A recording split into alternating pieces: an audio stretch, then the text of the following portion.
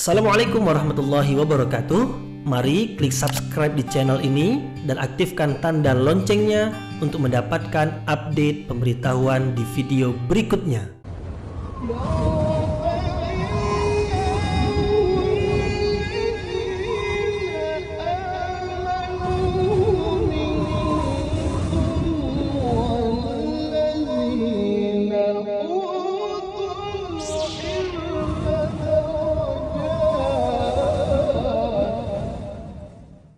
A'udzu billahi minasyaitonir rajim. Bismillahirrahmanirrahim. Assalamualaikum warahmatullahi wabarakatuh. Alhamdulillahi rabbil alamin wa bihi nasta'in ala umurid dunya waddin. Nasta'inuhu wa nastaghfiruh wa na'udzu billahi min syururi anfusina wa min sayyiati a'malina. فمن يهده الله فلا مضل له ومن يضلل فلا هادي له أشهد أن لا إله إلا الله وحده لا شريك له وأشهد أن محمدا عبده ورسوله لا نبي بعده أما بعد. Kita bersyukur kepada Allah Subhanahu wa taala yang masih melimpahkan rahmat dan nikmat-Nya. Kita bersyukur dengan mengucapkan Alhamdulillahirabbil alamin. Kemudian tidak lupa pula bersalawat kepada Rasulullah dengan mengucapkan Allahumma salli ala Sayyidina Muhammad wa ala ali Sayyidina Muhammad.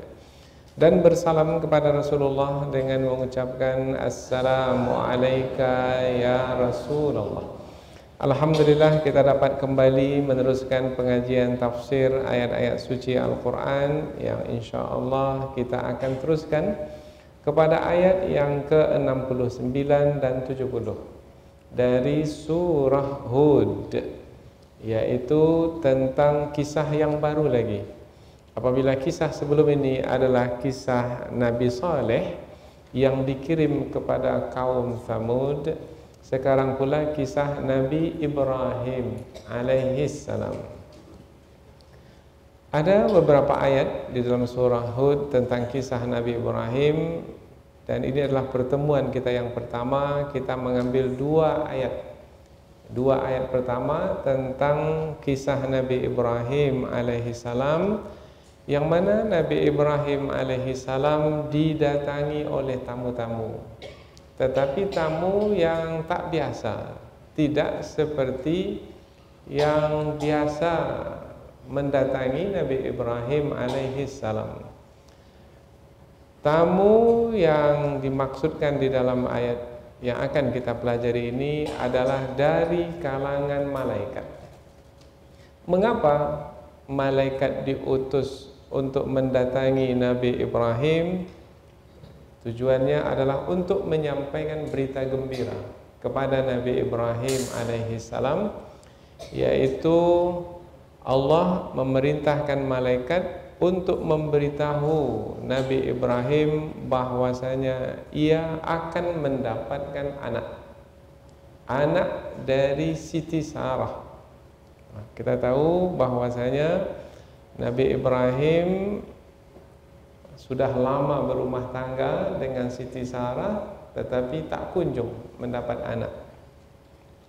Bahkan dikatakan bahwasanya Sarah itu mandul. Mandul berarti tak mungkin melahirkan anak. Dan Nabi Ibrahim pula sudah tua. Maka kemungkinan untuk mendapat anak semakin kecil.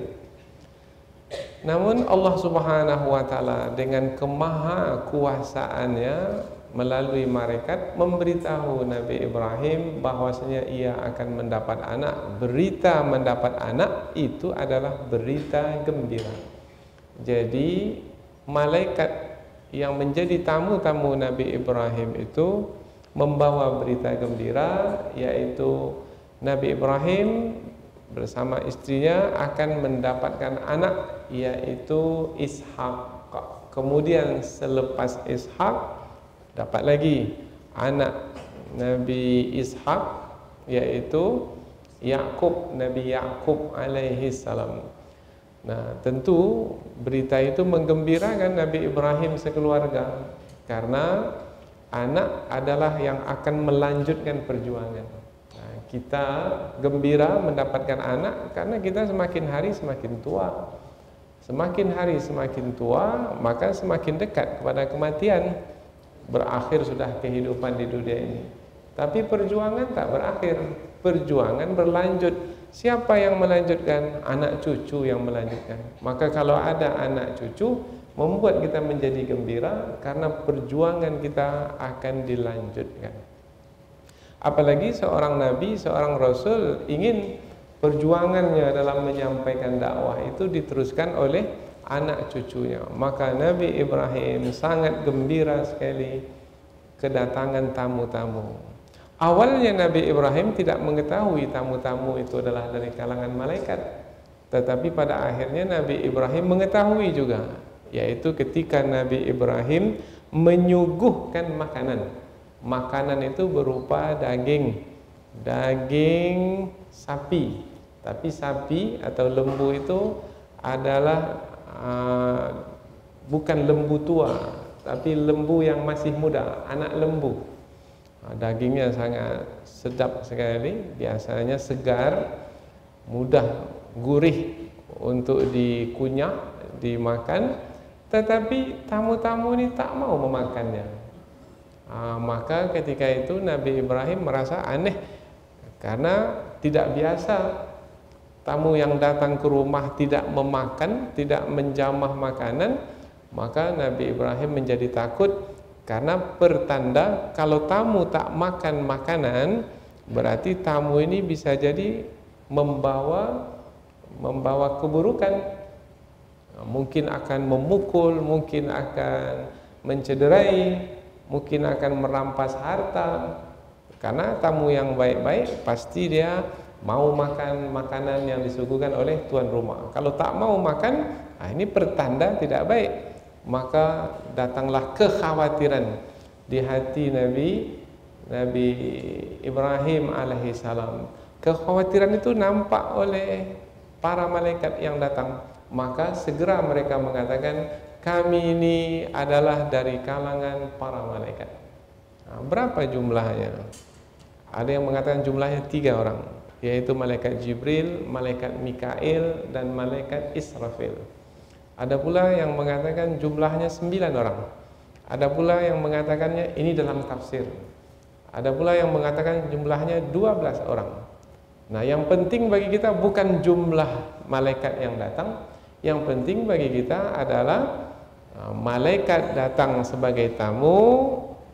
Kemudian dalam ayat-ayat yang akan kita pelajari ini, kita mendapatkan ilmu bagaimana berakhlak sebagai tamu. Kemudian Nabi Ibrahim alaihissalam sebagai tuan rumah, bagaimana Nabi Ibrahim memuliakan tetamu. Karena dalam hadis Nabi, barang siapa yang beriman kepada Allah dan hari akhirat, man kana yu'minu billahi wal yaumil akhir falyukrim daifahu. Siapa yang beriman kepada Allah dan hari akhirat, maka hendaklah ia memuliakan tetamunya. Bagaimana Nabi Ibrahim memuliakan tetamunya? Nanti insyaallah kita akan dapatkan melalui 2 ayat yang akan kita pelajari ini. Jadi ayat yang akan kita pelajari ini adalah 2 ayat pertama dari beberapa ayat yang menerangkan tentang kisah Nabi Ibrahim alaihissalam. Jadi kita ada beberapa pertemuan dalam membahaskan kisah Nabi Ibrahim yang terdapat dalam surah Hud.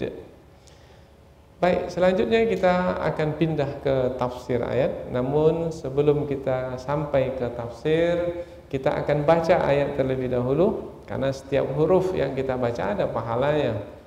1 huruf 10 pahala.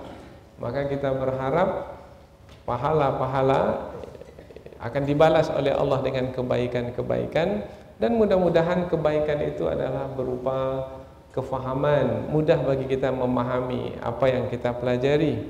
Kemudian juga mudah-mudahan kebaikan itu bertambah keimanan kita kepada Allah, karena kita berhadapan dengan kebenaran, dan kita akan melihat bagaimana Allah Subhanahu wa taala memberikan petunjuk dan bimbingan untuk hidup kita ini. Karena boleh jadi setiap hari kita menerima tamu atau kita mungkin yang bertamu. Maka dengan petunjuk dari Al-Qur'an ini kita semakin mendekatkan diri kepada Allah karena kita mendapat bimbingan dan bimbingan itu kita ikuti.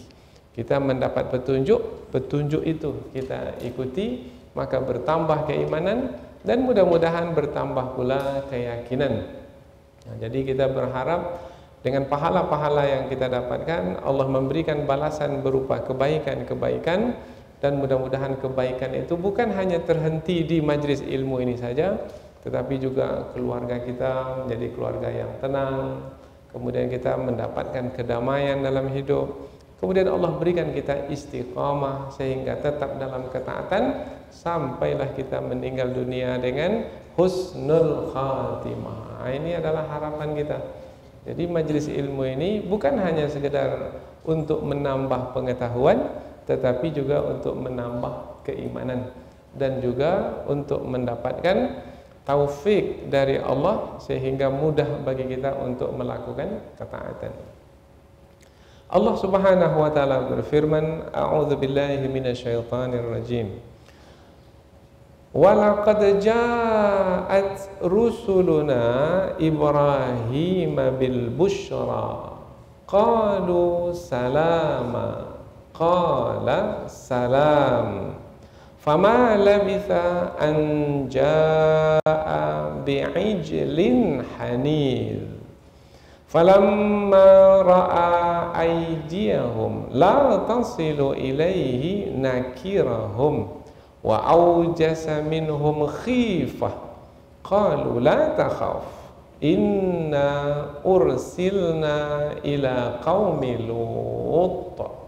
Allah berfirman, walaqad, dan sesungguhnya, ja'at, telah datang, rusuluna, rasul-rasul kami, Ibrahim, kepada Nabi Ibrahim, bil busyra, dengan membawa berita gembira. Qalu, mereka berkata salama, perkataan mereka itu adalah ucapan selamat. Assalamualaikum. Qala, Nabi Ibrahim menjawab, salam, keselamatan, maknanya waalaikumsalam. Fama labitha, maka tidak menunggu lama, anja'a, Nabi Ibrahim datang, bi'ijlin, dengan membawa daging, haniz, yang dipanggang, daging anak sapi. Jadi apabila anak sapi itu disembelih, maka dagingnya gurih.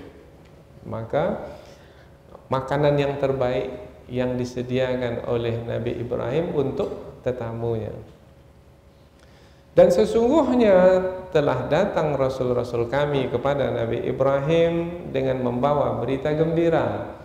Mereka berkata, keselamatan atasmu wahai Ibrahim. Nabi Ibrahim menjawab, dan keselamatan pula atasmu.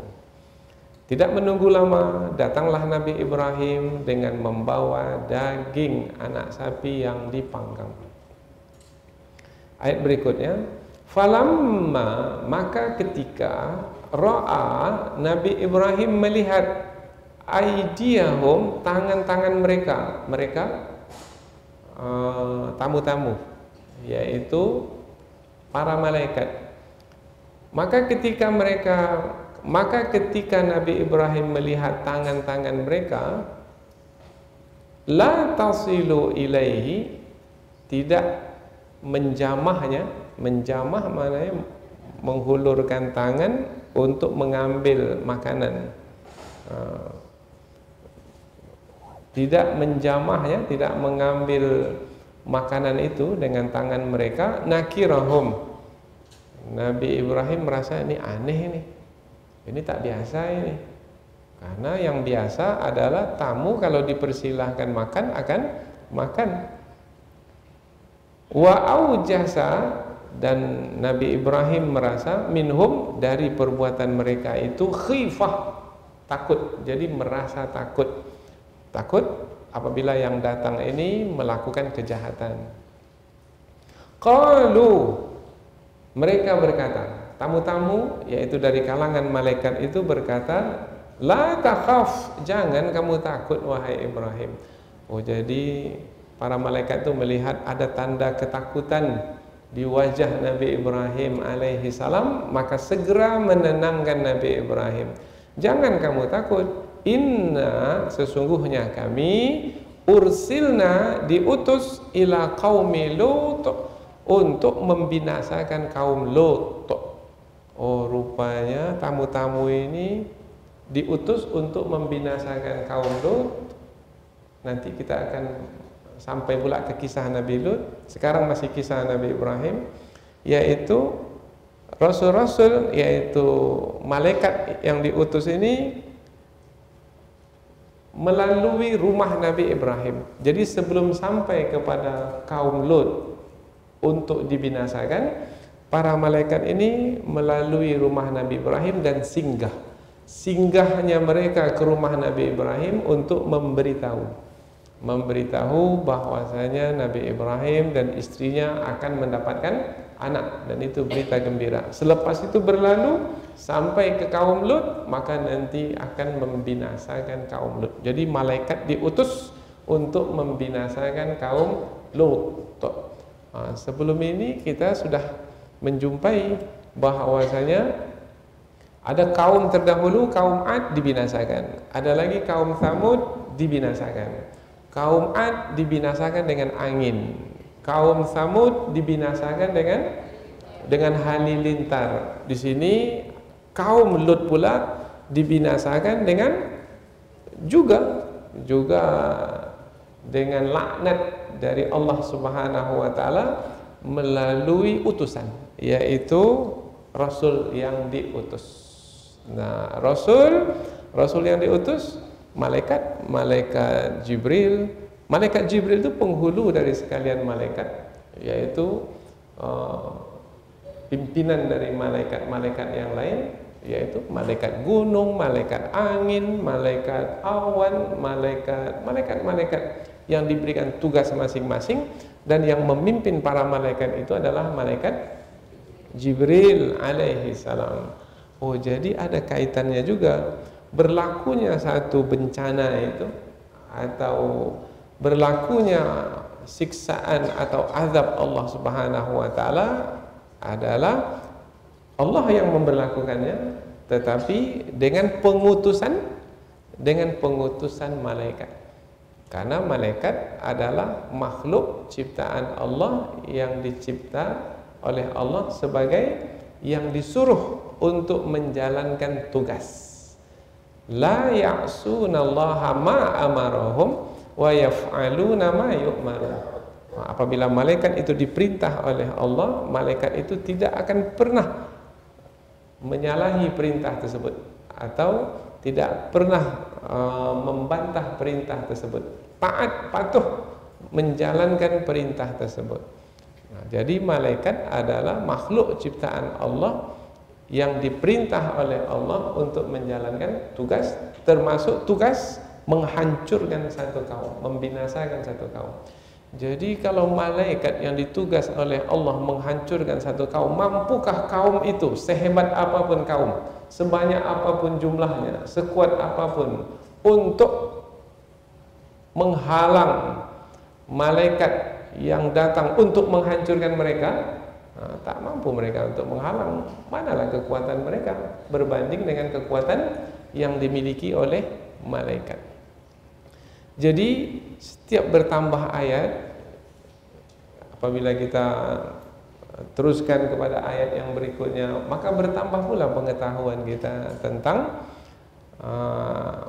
apa yang berlaku di alam semesta ini, apa yang berlaku dalam kehidupan kita. Karena hidup kita ini berkaitan dengan Allah Subhanahu wa taala, karena Allah lah pencipta, pengatur diri kita. Kemudian hidup kita ini juga berkaitan dengan malaikat, karena Allah Subhanahu wa taala menugaskan malaikat menguruskan tentang kehidupan kita ini. Maka dengan pengetahuan-pengetahuan ini, karena kita ada 6 rukun iman. Rukun iman yang pertama, percaya kepada Allah, bertambah pengetahuan tentang Allah. Yang kedua, percaya kepada malaikat, bertambah pengetahuan keimanan kita tentang malaikat ketika kita membahas yang berkaitan dengan malaikat. Percaya kepada kitab suci karena di dalamnya terdapat petunjuk-petunjuk, kemudian setiap petunjuk itu kita fahami adalah yang menghantarkan kita kepada kebaikan, kepada keselamatan. Maka bertambah pula pengetahuan, bertambah pula keimanan. Percaya kita kepada para rasul yang diutus, yaitu yang menyampaikan kebenaran.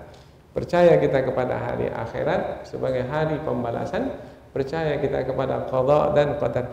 Jadi setiap kali ayat kita pelajari, maka bertambah pengetahuan kita berkaitan dengan keimanan dengan 6 rukunnya itu. Nah, inilah yang menjadi tujuan kita dalam setiap kali majlis ilmu diadakan, yaitu bagaimana pengetahuan bertambah. Bukan hanya pengetahuan yang bertambah, tapi bagaimana keimanan juga bertambah. Kemudian satu lagi, ketika pengetahuan bertambah, keimanan bertambah, akan memudahkan kita untuk mengamalkan apa yang telah kita ketahui, sehingga ringan bagi kita untuk melakukan ketaatan.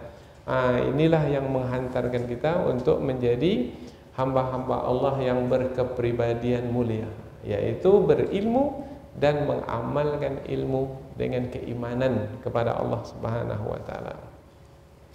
Selanjutnya kita pindah ke tafsir ayat, yaitu penjelasan yang lebih panjang dari ayat. Sebagaimana yang telah kita sampaikan di muqaddimah tadi, bahwasanya 2 ayat yang akan kita pelajari ini adalah tentang kisah Nabi Ibrahim alaihi salam. Sebelumnya tentang kisah Nabi Saleh alaihi salam. Di pangkal ayat kita menjumpai huruf waw, walaqad, dan sesungguhnya. Dan padahal ayat ini adalah tentang kisah yang lain. Tadi kisah Nabi Saleh, sekarang kisah Nabi Ibrahim. Mengapa disambung dengan dan? Maka penjelasannya adalah dan ini adalah atful qissah alal qissah, yaitu Allah menyambungkan antara satu kisah Nabi Saleh dengan kisah Nabi Ibrahim. Jadi ada sambungan-sambungan itu dalam satu kisah. Tapi sekarang ini sambungan itu adalah antara kisah dengan kisah. Oh, berarti kisah-kisah Al-Quran itu, sebelum ini kisah Nabi Saleh, sebelumnya lagi kisah Nabi Hud. Jadi kisah-kisah yang bersambung-sambung ini menjadi satu kesatuan, yaitu kisah masa lalu yang isinya adalah pelajaran. Jadi bukan hanya setakat kita mengetahui kisah, tetapi hendaknya mengambil pelajaran dari kisah-kisah tersebut. Ada pelajaran dari kisah kaum Ad, ada pelajaran dari kisah kaum Samud. Nah, kalau kisah itu berkaitan dengan perbuatan yang buruk dan tercela, maka seperti mana pepatah yang kita dapatkan, kalau buruk jadikan sempadan, jangan buat seperti yang mereka buat. Tapi kalau di kisah itu ada contoh teladan yang baik, jadikan ikutan. Umpamanya bagaimana Nabi Hud berdakwah dengan sungguh-sungguh, bagaimana Nabi Saleh berdakwah dengan sungguh-sungguh, bagaimana Nabi Ibrahim sabar berdakwah dengan sungguh-sungguh, maka kita jadikan sebagai teladan. Jadi kisah masa lalu kita jadikan pelajaran bagi hari ini, dan akan kita sampaikan terus ke generasi yang akan datang, karena dalam kisah itu ada contoh yang baik untuk kita ikuti, dan ada juga yang buruk untuk menjadi pelajaran, yaitu supaya kita tetap berhati-hati dan berwaspada. Apa sebab? Sebab kita mengenal kata sunnatullah. Sunnatullah yaitu ketetapan Allah. Ketetapan Allah yaitu yang berbuat baik pada masa dahulu diselamatkan seperti Nabi Hud, Nabi Saleh dan orang-orang beriman bersama mereka, maka yang berbuat baik sekarang juga akan diselamatkan. Yang berbuat jahat pada masa dahulu dibinasakan, yang berbuat jahat sekarang pun juga akan dibinasakan. Maka kita mempelajari sunnatullah melalui kisah-kisah. Dan kisah-kisah Al-Quran adalah kisah-kisah benar, bukan kisah dongeng. Kisah benar memang benar terjadi pada masa dahulu dan akan berulang kembali nilainya pada masa sekarang dan akan datang. Jadi ada istilah dalam bahasa Inggris, history repeats itself. Sejarah itu pasti berulang. Bukan orangnya yang berulang, orang yang dulu udah mati, berganti dengan orang yang baru pula sekarang. Tapi nilainya berulang. Yang sombong dahulu dihinakan, yang sombong sekarang pun akan dihinakan. Jadi wa yang ada di pangkal ayat itu adalah waw ataf, yaitu waw yang menyambungkan kisah yang lalu dengan kisah yang akan datang, sehingga menjadi kisah-kisah Al-Quran yang berisi pelajaran. Laqad, lamu taukid, qad harfu tahqiq, maknanya adalah laqad, sesungguhnya adalah penekanan. Jadi kisah Nabi Ibrahim yang akan dijelaskan dalam ayat ini hendaklah dijadikan perhatian. Laqad itu harfu taukid adalah untuk kita memperhatikan, supaya kita memperhatikan. Apa pelajaran yang berharga dari kisah Nabi Ibrahim? Di antaranya adalah bagaimana menghormati tamu. Kemudian juga tamu pula bagaimana tidak menakutkan tuan rumah. Kalau nampak ada tuan rumah rasa takut, gelisah, maka tenangkan tuan rumah itu. Ini pelajaran yang sangat berharga. Perhatikan ini. Karena pada hari ini banyak sekali tamu tidak menghormati tuan rumah, tuan rumah pula tidak menghormati tamu.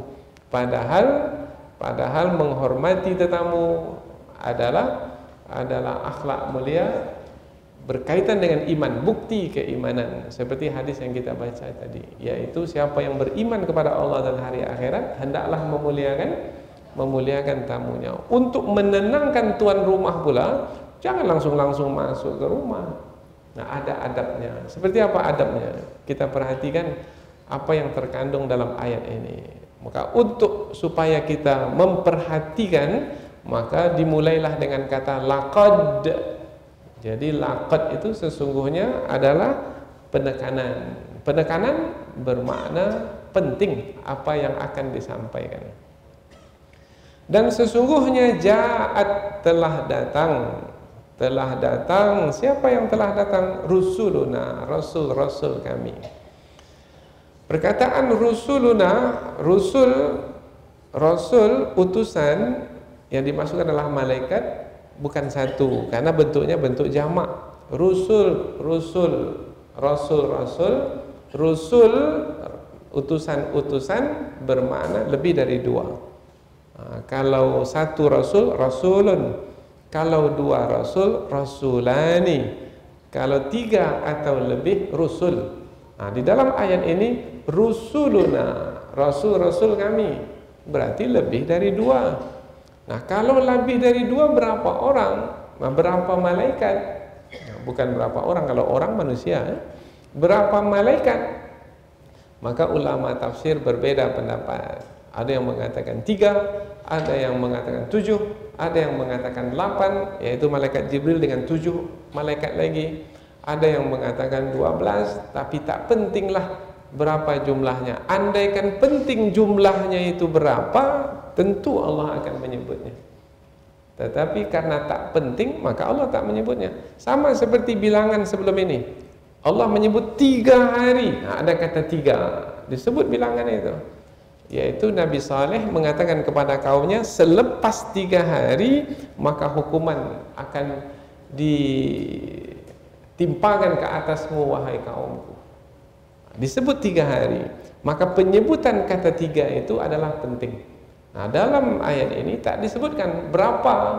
Kalau tak disebutkan berapa, bermakna bilangan itu tak penting. Yang penting apa? Yang penting adalah Rasul telah datang ke rumah Nabi Ibrahim. Yang Rasul itu, utusan itu adalah dari kalangan malaikat. Jumlahnya berapa? Tak penting. Nah, jadi yang penting-penting aja dipelajari, yang tak penting jangan. Ya, jadi supaya waktu kita itu menjadi bermanfaat, yaitu yang kita dapatkan yang penting-penting saja. Dan sesungguhnya telah datang Rasul-Rasul kami, yaitu para malaikat Ibrahim kepada Nabi Ibrahim bil busyra, dengan berita gembira. Ba di sini ini baul mulabasah. Al mulabasah maknanya mereka datang itu ada yang mereka bawa. Apa yang mereka bawa? Berita gembira. Karena rasul-rasul, yaitu utusan-utusan itu adalah malaikat, bermakna ada yang mengutus. Utusan ada yang mengutus. Siapa yang mengutus? Allah Subhanahu wa taala. Berarti berita gembira yang dibawa oleh malaikat itu adalah datangnya dari Allah Subhanahu wa taala. Allah yang maha berkuasa, yang mengatur alam semesta dan mengetahui masa yang akan datang. Allah Subhanahu wa taala menghantar berita gembira kepada Nabi Ibrahim melalui perantaraan para malaikat. Yang malaikat itu lalu di hadapan rumah Nabi Ibrahim, karena sebenarnya malaikat itu mau pergi ke kaum Nabi Lut, tempat kediaman Nabi Lut. Di mana tempat kediaman Nabi Lut itu? Yaitu di tepi Laut Mati sekarang ini, yaitu di daerah Yordania.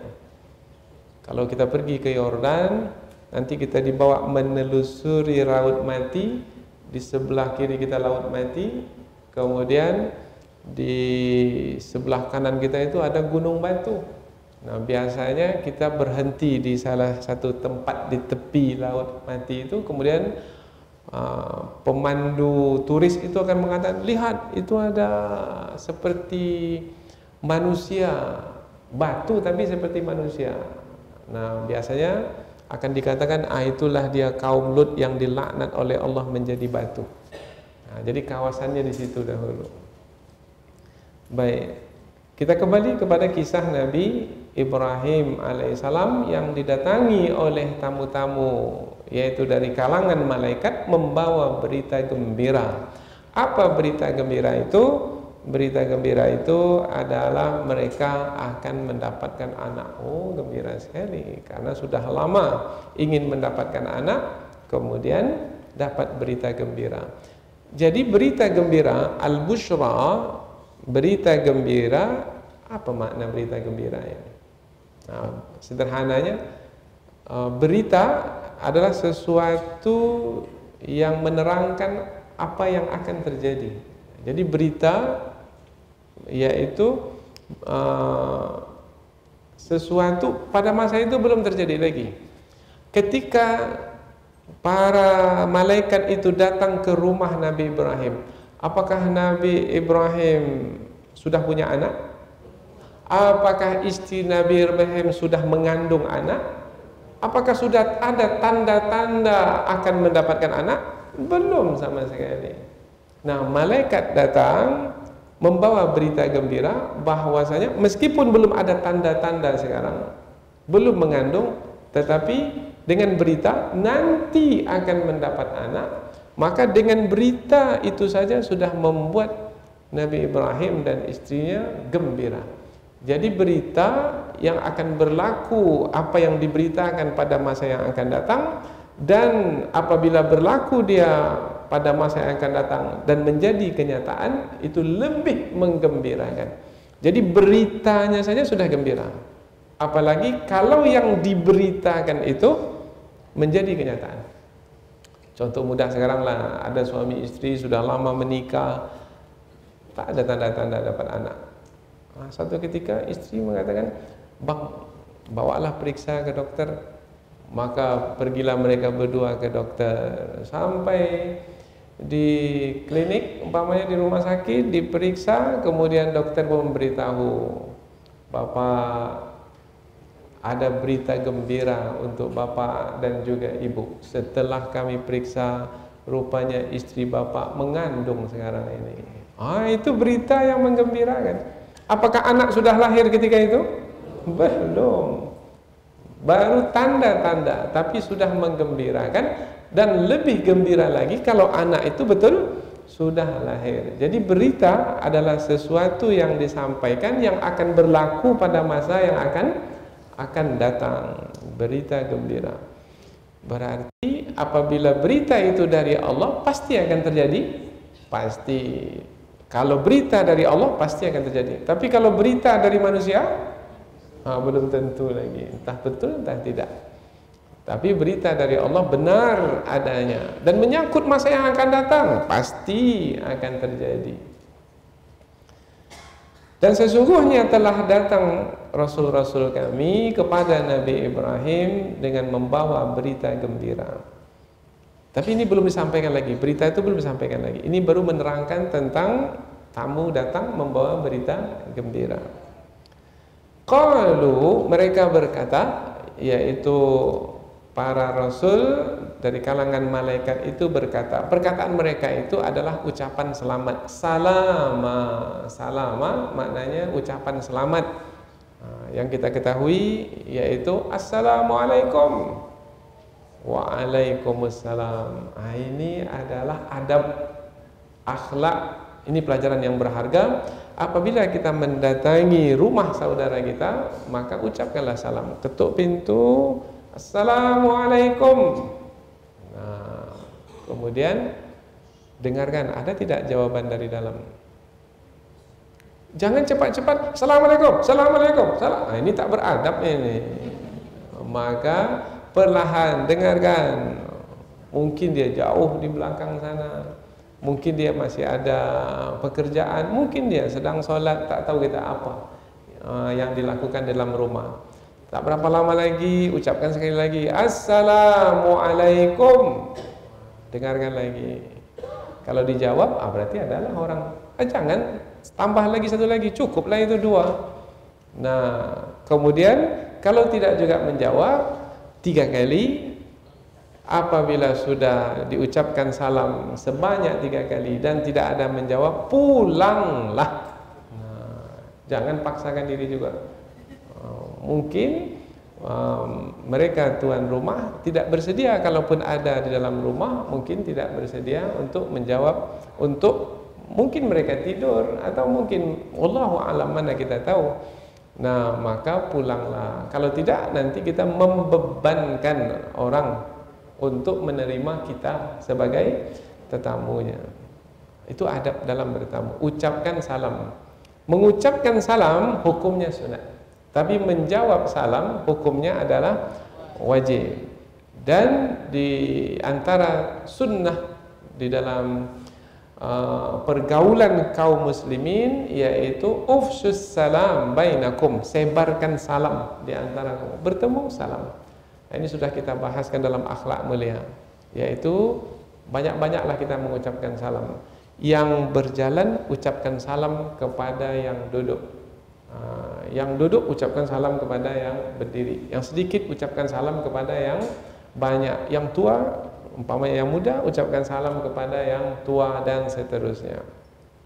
Dan tak semestinya kita menunggu orang lain pula. Siapa yang lebih dahulu itu adalah yang lebih baik, karena dia menjadi sebab orang lain mendapatkan kebaikan.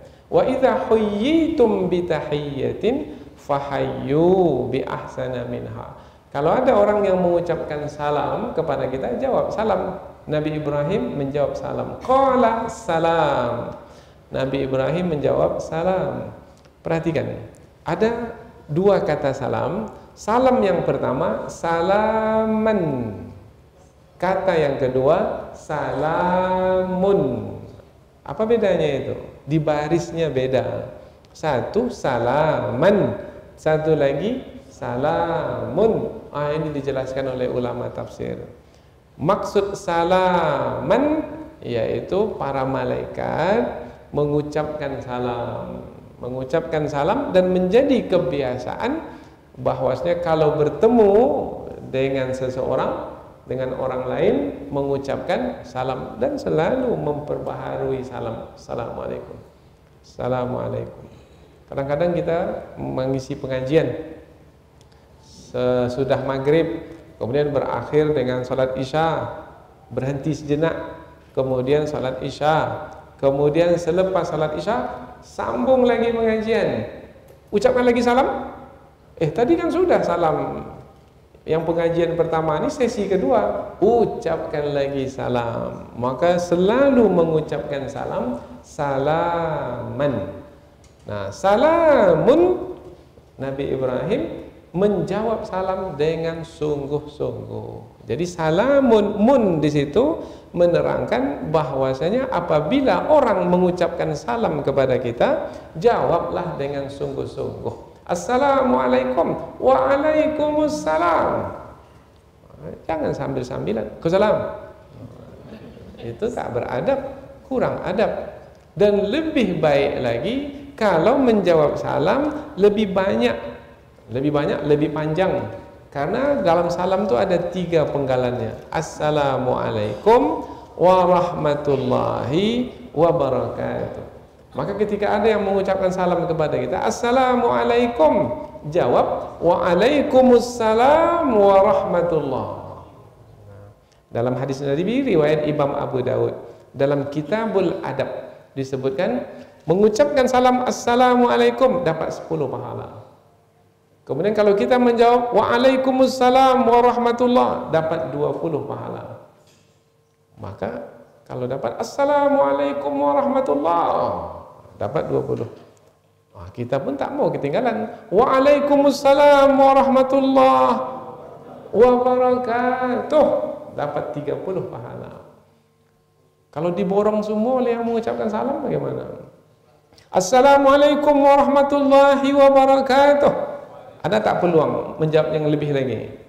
Ada. Wa maghfiratuh. Waalaikumsalam warahmatullahi wabarakatuh wa maghfiratuh. Ada lagi tak tambahannya? Tak ada lagi tambahannya. Inilah dia dalam pelajaran menghormati tetamu, menghormati sahabat dengan menjawab atau mengucapkan salam. Baik, kalau ketika kita salat ada orang yang mengucapkan salam bagaimana? Tidak menjawab salamnya, tetapi kita mengeraskan bacaan salat kita. Allahu Akbar. Oh, rupanya sedang salat ya. Jangan jawab pula, batal salat kita. Fama labitha an jaa bi'ijlin hanid. Fama labitha maknanya tidak menunggu lama. Yaitu tamu datang dipersilahkan duduk, tidak menunggu lama, Nabi Ibrahim sudah menyediakan makanan.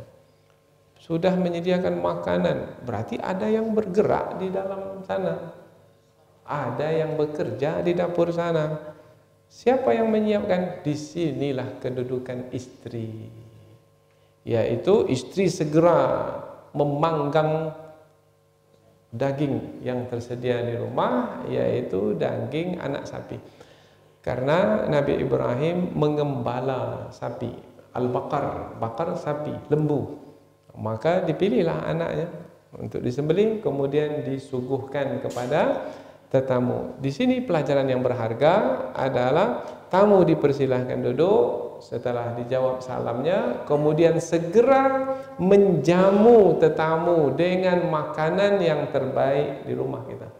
Apa makanan yang terbaik? Pilihlah. Maka orang-orang yang suka menghormati tetamu, dia akan menyiapkan makanan yang makanan itu hanya untuk tamu-tamu saja. Nah, untuk mereka pun mereka tak mau, mereka menahan diri untuk tidak memakannya. Ini untuk tamu. Jadi kalau ada 2 jenis korma, satu korma biasa dan satu korma apa yang mahal harganya? Korma ajwa. Maka ini yang ajwa ini untuk tamu-tamu kita. Yang korma biasa 20-30 rial, yang korma ajwa itu 100 rial. Ini untuk tamu. Itu namanya menghormati tamu. Ada begitu di rumah? Enggak, tak begitu. Berarti kurang kita menghormati tetamu. Cepat segera kalau begitu mesti disediakan makanan yang akan kita berikan kepada tamu itu sudah tersedia, tidak menunggu dibuat dahulu dalam waktu yang lama, mencari-cari dulu mana gelasnya, di mana letaknya. Oh, ini lama sekali. Maka disiapkan sehingga cepat mudah meraihnya, segera kembali kepada tetamu dengan menyuguhkan makanan untuk mereka. Jadi makanan atau minuman adalah salah satu bentuk menghormati tetamu. Jadi tidak hanya dengan berkata-kata saja, tetapi juga diiringi dengan makanan. Maka sediakanlah terus makanan di rumah. Buah-buahan boleh. Kan ada kita punya kulkas peti sejuk kan, isilah untuk tamu-tamu kita. Fama labitha anja'a bi'ijlin hanid. Datang dengan cepat, dengan segera, tanda menghormati tamu, dengan daging anak sapi. Dengan daging anak sapi, dengan daging. Bukan hanya daging saja sebenarnya. Karena biasanya daging itu adalah lauk. Kalau di tempat kita ini dimakan dengan nasi. Tapi kalau di tempat lain dimakan dengan roti. Maka disebut di sini daging untuk menerangkan yang berharga. Maka terbawalah sekali makanan yang lainnya, yaitu roti. Bi'ijlin haniz. Haniz maknanya yang dipanggang. Bermakna makanan yang disediakan itu adalah makanan yang memang dimasak sedemikian rupa sehingga ketika disuguhkan maka orang yang memakannya akan memakannya dengan senang, dengan suka, dengan lahap, sehingga mereka merasa tersanjung, merasa dimuliakan, dan itu adalah akhlak dari akhlak Islam, memuliakan tetamu. Bi'ijlin hanif. Ada lagi di ayat yang lain adalah dengan daging, yang daging itu bukan kecil-kecil tapi besar. Maknanya suguhkanlah makanan yang banyak, jangan sedikit. Suguhkan makanan yang banyak, tanda menghormati tamu. Kemudian ada lagi tafsiran haniz, yaitu daging yang dipanggang, yang keluar. Biasanya kalau dipanggang apa yang keluar dari daging itu? Lemaknya. Nah, biasanya kalau sudah keluar lemaknya, maka harumnya itu pun semerbak, bau harum sekali. Baunya itu harum, maka masaklah dengan masakan yang terbaik. Masaklah dengan masak yang terbaik, sehingga masakan yang kita sediakan itu adalah masakan yang menyenangkan tamu-tamu kita memakannya. Allahu Akbar. Ini pelajaran menghormati tetamu dari ayat yang ke-69. Tuan rumah pula apabila menyediakan makanan dan berharap sekali tamu untuk memakannya, maka dipersilahkanlah tamu untuk makan. Apabila tamu itu makan, senanglah hati tuan rumah. Tapi kalau tamu itu tak makan, ini yang berlaku pada tetamu Nabi Ibrahim. Falamma ra'a aydiyahum la tasilu ilaih. Ketika Nabi Ibrahim melihat tangan-tangan mereka, tangan para tamu ini tidak menjamah makanan itu, jadi tak mengambil makanan itu.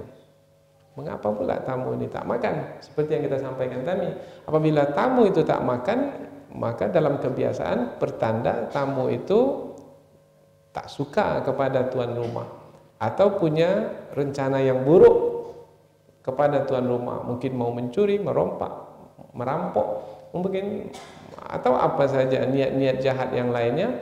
Ini mendatangkan rasa takut kepada Nabi Ibrahim alaihi salam. Maka ketika Nabi Ibrahim melihat tangan-tangan mereka tidak menjamahnya, tidak menjamah makanan tersebut, oh berarti kita sebagai tamu apabila dipersilahkan oleh tuan rumah untuk memakan makanan, makan makanan tuan rumah.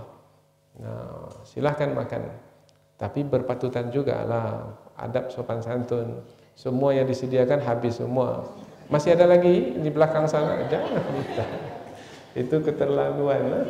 Maka beradab juga lah, bersopan santun. yaitu ketika tuan rumah mempersilahkan kita makan. Ya, kalau bisa kita puji makanan tuan rumah. Oh, sedap betul makanan ini. Wow, wah sekali inilah saya merasakan makanan yang begitu lezat. Tersanjung pula tuan rumah.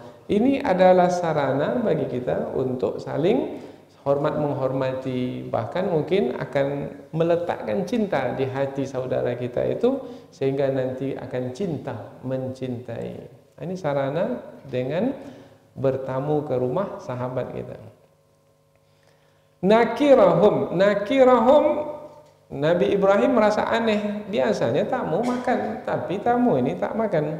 Maka ini tamu ini bukan tamu yang biasa, yang biasanya membawa kebaikan, ini mungkin membawa keburukan. Wa aujasa minhum khifah, maka lahirlah rasa takut. Karena takut itu adalah tidak suka kepada perkara buruk yang akan terjadi. Takut, tak suka kepada perkara buruk yang akan terjadi. Lawannya adalah harap suka kepada perkara baik yang akan terjadi. Takut nanti dicederakan, dipukul umpamanya, dilukai. Nah, takut apa-apa yang berlaku, maka yang buruk yang akan berlaku melalui tetamu ini. Nah, biasanya takut kan perasaan dalam hati, tetapi bisa terlihat dari wajah, dari kulit. Karena kita lihat, kalau lihat wajah seseorang, oh ini takut dia, oh ini dia gembira, senang. Itu dari kulit sudah bisa melihat. Nah, tamu-tamu Nabi Ibrahim ini, para malaikat melihat dari wajah Nabi Ibrahim ada rasa takut. Maka segera tamu-tamu ini meredakan ketakutan pada Nabi Ibrahim. Qalu, para tetamu itu berkata, la takhaf, jangan kamu takut. Jadi kita pula kalau bertamu ke rumah seseorang, jangan sampai orang itu takut pula kepada kita. Kalau kita tidak dikenalinya, perkenalkan diri. Saya ini anak si fulan, Pak. Oh, baru dia mulai. Oh, anak si fulan kamu. Saya tinggal di sini. Kampung saya di sini. Pekerjaan saya ini. Perkenalkan diri. Kemudian orang itu yang tadinya tak tahu, karena tak tahu, mereka akan takut. Siapa ini? Apa tujuannya? Nah, dengan memperkenalkan diri, maka hilanglah ketakutan pada tuan rumah. Begitu juga yang kita dapatkan dari ayat ini, yaitu malaikat memberitahu inna ursilna ila qaumi Lut. Sesungguhnya kami adalah rasul-rasul yang diutus.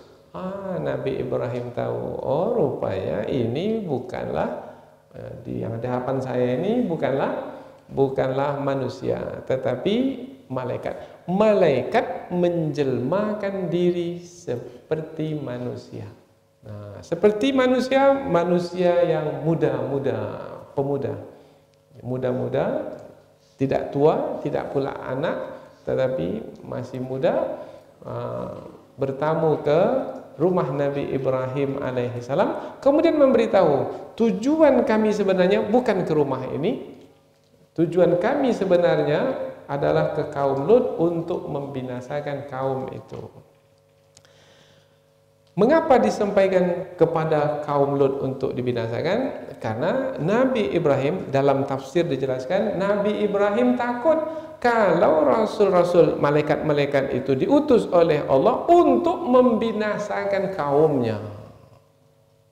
Oh, rupanya tidak. Rupanya kepada kaum Lut. Oh, bermakna masih ada peluang bagi Nabi Ibrahim untuk berdakwah kepada kaumnya. Karena kalau malaikat sudah diutus, maka habis sudah, itu sudah ajal akan tiba, yaitu kebinasaan pada kaum itu akan ditetapkan. Maka apabila para rasul itu diutus kepada kaum Lut, bermakna masih ada peluang untuk berdakwah kepada kaum. Maka Nabi Ibrahim alaihissalam senang, suka, karena pertama tamu-tamu yang datang itu tidak menakutkannya karena tidak membawa yang buruk yang akan berlaku, karena nantinya hanya ke kaum Nabi Lut untuk dibinasakan. Maka Nabi Ibrahim menjadi tenang. Kemudian karena membawa berita gembira, nantinya setelah mendengar berita gembira pula, maka Nabi Ibrahim menjadi gembira. Jadi hilang ketakutan Nabi Ibrahim karena tamu-tamu Nabi Ibrahim memberitahu tujuan kedatangannya, yaitu bukan untuk membinasakan kaum Nabi Ibrahim. Itu sudah menenangkan Nabi Ibrahim. Dan yang kedua, yaitu berita yang dibawa pula berita gembira, maka itu akan menggembirakan Nabi Ibrahim. Nah, tentang berita gembira ini akan disebutkan dalam ayat yang akan datang. Jadi kita hanya membatasi diri pada 2 ayat ini saja, yaitu tentang tamu-tamu Nabi Ibrahim. Kita mendapatkan pelajaran yang berharga, bagaimana kita bertamu dan bagaimana kita menerima tetamu. Dan bertamu dan menghormati tamu adalah bahagian dari keimanan. Bukti keimanan, sesungguhnya tidak beriman seseorang, tidak beriman kepada Allah dan hari akhirat, sehinggalah kita memuliakan tetamu. Mudah-mudahan apa yang kita pelajari ini ada manfaatnya insyaallah. Subhanakallahumma wa bihamdika asyhadu an la ilaha illa anta wa astaghfiruka wa atubu ilaik. Wassalamualaikum warahmatullahi wabarakatuh.